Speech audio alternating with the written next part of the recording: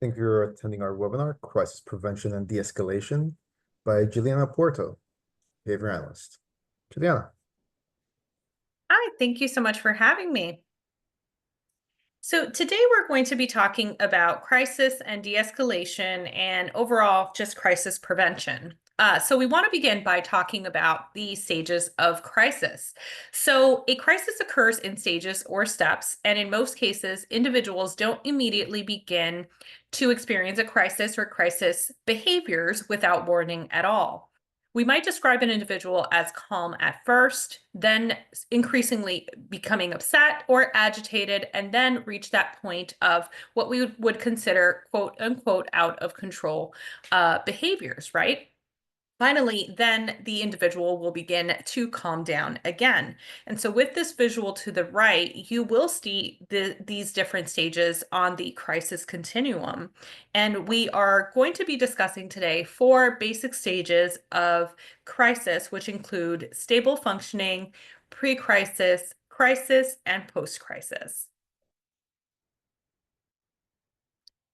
So what is the definition for stable functioning? So stable functioning is that stage where the person is generally in a good mood, whether that's a happy mood or a neutral mood.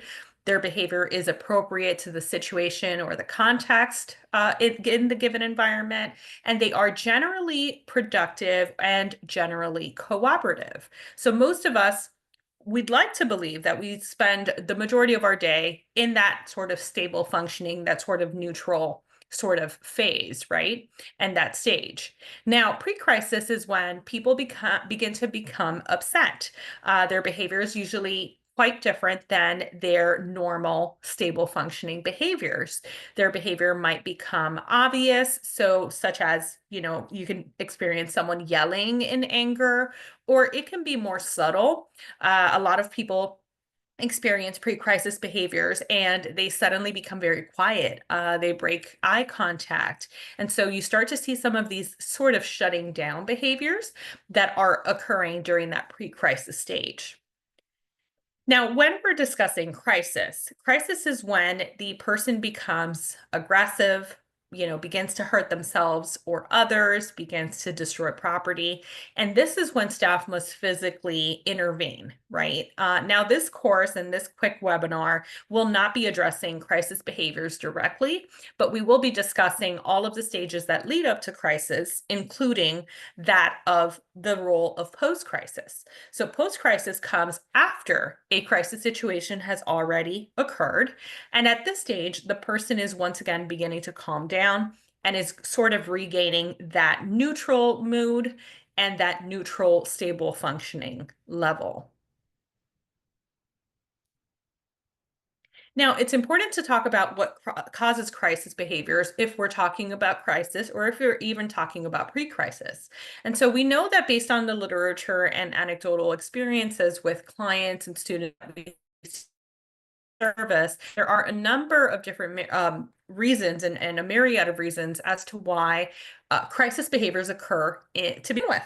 So the first one is medical conditions. As behavior analysts, we are trained and well versed in the looking for medical conditions, right? Or medical underlying conditions that might exist. So in behavior analysis, we want to make sure that we never call something purely a behavior that may have its underlying factors at the medical level or at the physiological level. So we want to always be cautious, and we love to collaborate with our multidisciplinary team and the rest of the educators that we are privileged to work with. We want to make sure that we are tackling everything and looking at everything that might be occurring at the underlying medical level before we address something purely from a behavioral lens and from a behavioral standpoint.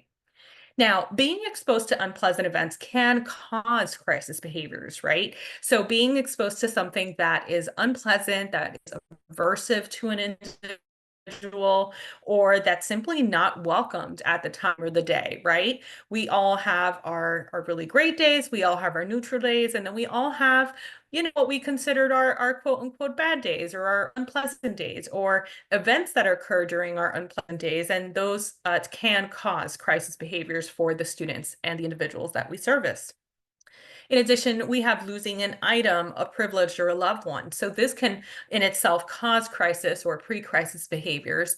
If you are used to getting a certain item or a certain privilege at a given time throughout your school day, and that's removed or that's changed, that alone can, be an offsetting trigger for someone who's used to following the same structure or the same similar routine, and losing that item or that privilege might alone, be enough to provoke some of these crisis and pre-crisis behaviors.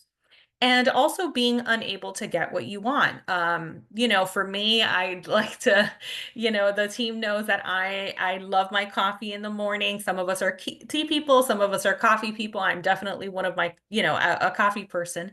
And so for me, accessing my coffee, making my coffee in the morning is huge. And if I don't get my coffee, I might become a little bit groggy. Definitely not crisis, but you want to make sure that if we don't get what we want, and when we're used to getting what we want, that can, predict and provoke some crisis behaviors in us. Now, we are going to discuss today general prevention strategies, but we're also going to be discussing specific ones. Now, the general prevention strategies are good to use with all people, with all persons, with all students that we service, even if we don't know much about them. That's why they are considered general. And these typically take place during that prevention and teaching phase when an individual is in stable functioning. We never want to teach these prevention strategies during a crisis or during the pre-crisis levels. Those are the points where we're referencing what's already been taught. And I think that this is very important and key to note. Now, when do we use them, right? We just talked about it in just a minute ago. During stable functioning, this is when we use prevention strategies.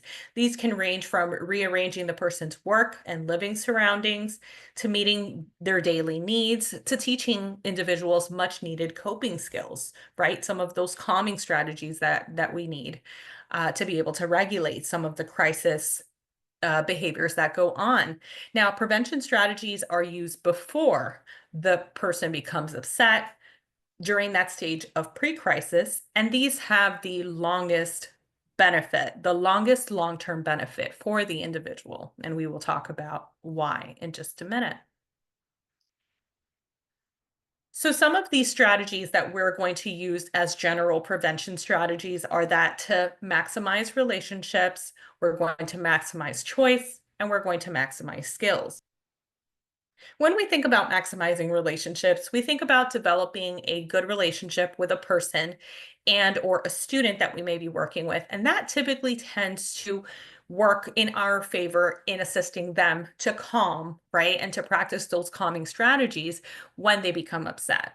And, as a general sort of example, let's think about some of the customer service departments that we deal with on the daily, or some conflict resolutions teams, or some of the companies that are very well-named brands in, most American households.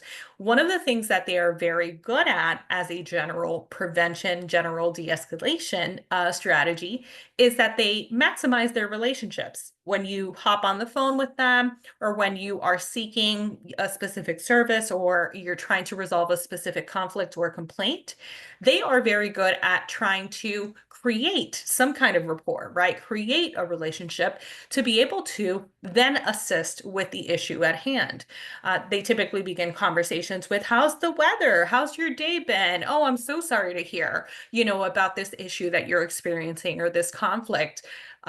Let me see how I can best assist you. And so all of those real small steps begin to create some kind of working relationship that helps in the de-escalating of the situation or the crisis at hand. Now, maximizing choice. So people with more options and more choices can get their needs met in more ways than someone with no options or with limited options. And this can help prevent people in general from becoming upset. So think about the options that most adults have compared to the choices that children have, right? There's not an equal balance there. Adults can access choices much more easily, most adults anyways, as compared to children.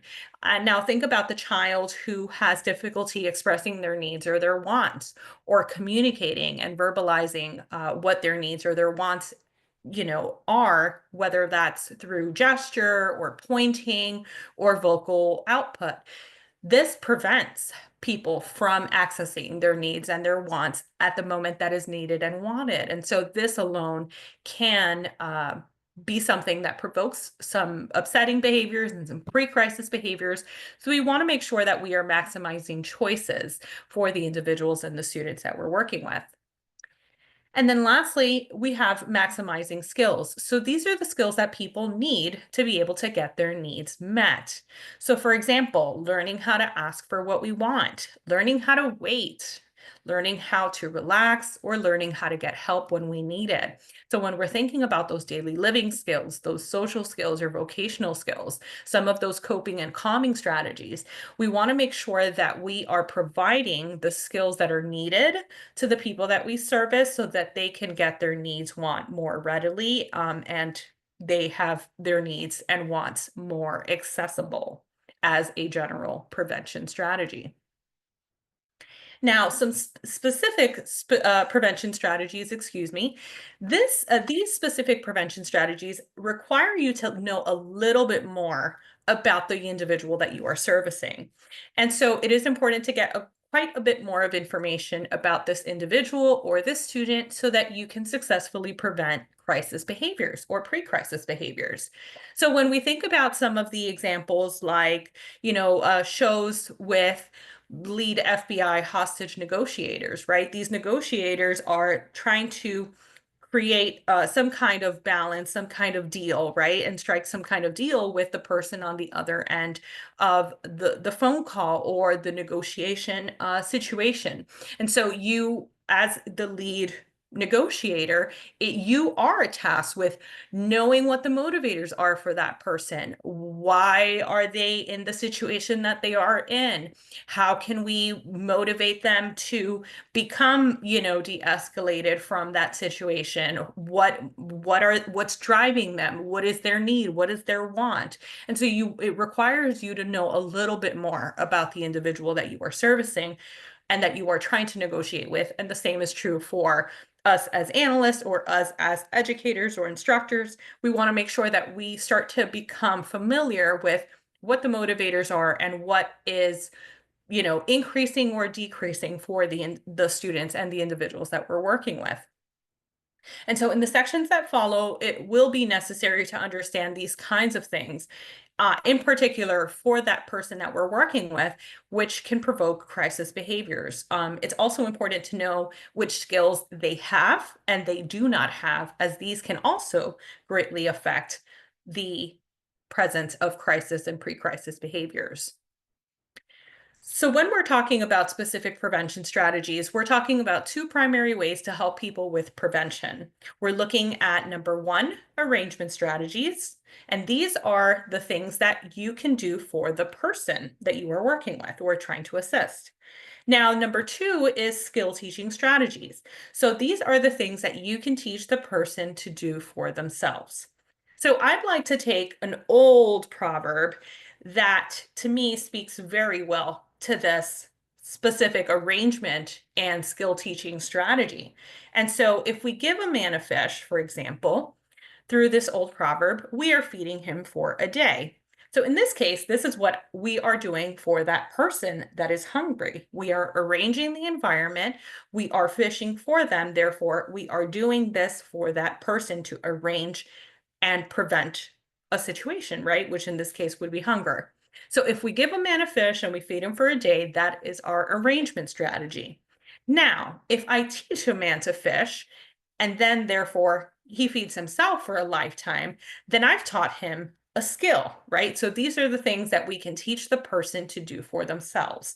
Now, we may begin at the arrangement level for individuals that we're working with. We, during crisis and pre-crisis, might rearrange environmental contingencies quickly to be to prevent or to de-escalate situations. But ultimately, our long-term goal is to be able to reach that level of skill teaching so that we can teach the individual to do these things for themselves. So we have a basic needs example. So we have a situation with Stuart, who's a man who with a developmental disability who begins to become upset whenever he has gone more than 3 hours without food.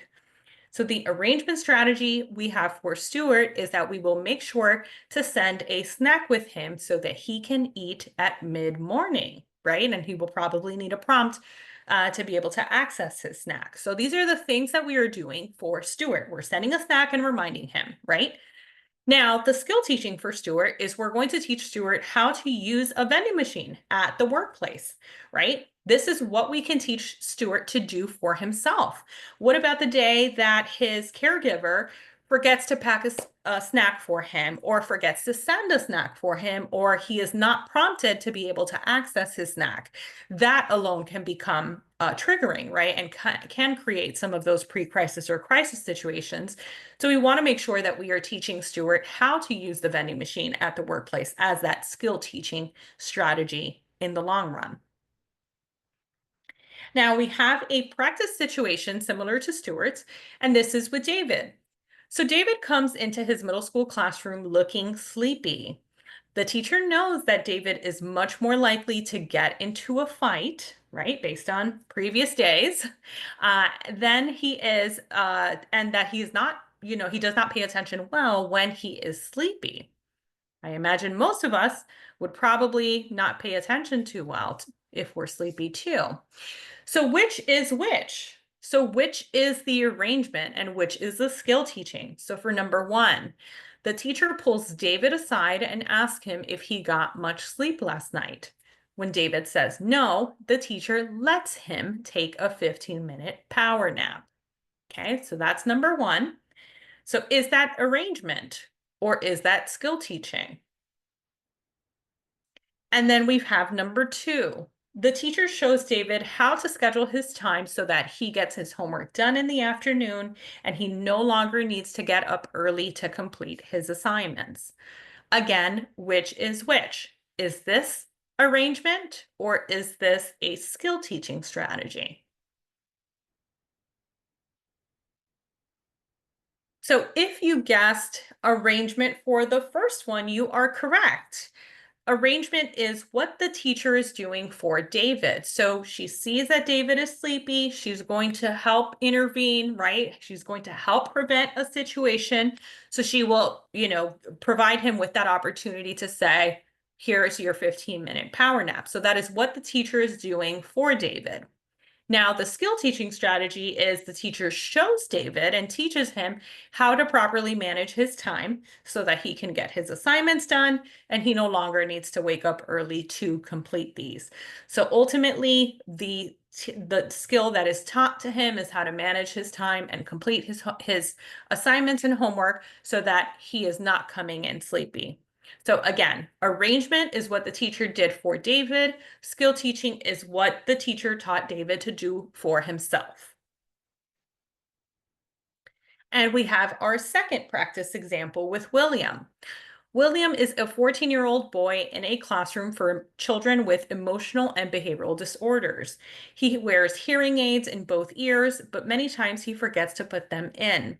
When he doesn't have them in, he thinks the other boys in class are making fun of him, but they actually are not. This causes William to threaten them, which sometimes results in aggression. Again, which is which? So this is a situation that could be prevented, right? So we want to make sure that we're preventing these situations as much as possible. So number one, it turns out that William sometimes takes his hearing aids out because the batteries are dead. We will teach William to carry a spare set of batteries and to also teach him how to keep track of these batteries so that he can change them before they go dead. So which is the strategy? Is this arrangement strategy or is this skill teaching strategy? And the same goes for number two. We're going to check in with William as he enters the classroom door to ensure that he's wearing his hearing aids. And if he's not, we're going to prompt him to put them in if he does not have them in. Again, which type of strategy is this? Would this be considered arrangement or would this be skill teaching? And if you guessed skill teaching for the number one, you are correct. So skill teaching is the skill that we will teach William, which is that to carry a spare set of batteries and check and track the batteries to change them out before they go dead. This is what we're teaching William to do for himself. And the second one, if you guessed arrangement strategy, you are correct. We are going to check William as he enters the classroom door to ensure that his hearing aids are in. And if not, we are going to prompt him to place these in his ears. So again, the second one is what we are arranging and what we are doing for William. The first one is the skill that we are teaching William.